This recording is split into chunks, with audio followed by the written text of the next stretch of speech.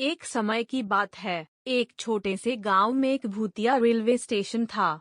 यह स्थान अपनी अजीब अजीब घटनाओं के लिए प्रसिद्ध था और लोगों के बीच में बहुत दिनों तक बातचीत का केंद्र रहा है। सुनसान सा रेलवे स्टेशन, जिसकी छत टूटी हुई थी और उसके चारों ओर का वातावरण धुंधला सा था, लोगों के बीच डर का स्रोत बन गया था। रात्रि के समय उस स्थान पर रेलवे कर्मचारियों और यात्रीगण की कड़ी आवाज सुनाई देती थी, लेकिन किसी को दिखाई नहीं देता था।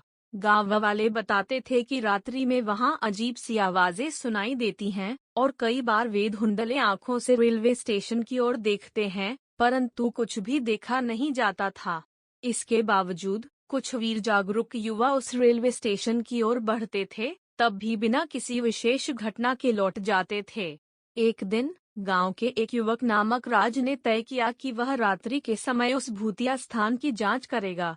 वह अपने दोस्तों को साथ लेकर सोचता रहा और तय कर बैठा कि वह उस अजीब स्थान की खोज में रात के समय निकलेगा।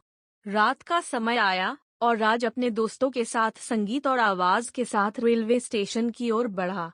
उन्होंने एक विशेष कागजी दस्तावेज के साथ उस स्थान की ओर बढ़ते हुए देखा कि क्या हो रहा है। जैसे ही वे स्थान पहुंचे, वहां उन्हें बड़ी चौंकाने वाली बातें देखने को मिलीं। रेलवे स्टेशन पर एक पुरानी ट्रेन खड़ी थी, जिसमें बड़ी संख्या में यात्री बैठे हुए थे। वे यात्री गुस्सा और चिढ़ने के मूड में थे और वहां चिढ़ाने की आवाजें उच्च थीं। राज और उसके दोस्तों को समझ में आया कि यह सब कुछ सामान्य स्थिति है और गांव वाले इसे भूतिया मान रहे थे। वे जानकर खुश हुए कि रहस्य सुलझ गया है और रेलवे स्टेशन का दुर्गम चेहरा अब खुला है। राज और उसके दोस्तों ने यात्रीगण को समझाया और उन्हें रात्रि के समय अपनी चीजों में गुदड़ी रातें गुजारने की वजह सुनाई दी। यात्रीगण भी खुश हो गए कि उनकी समस्याएं हल हो गई और उन्हें भूतिया स्थान से मुक्ति मिली। इसके बाद से रेलवे स्टेशन ने नए रूप में जीवन प्राप्त किया और लोग वहां स्वाभाविकता के साथ यात्रा करने लगे।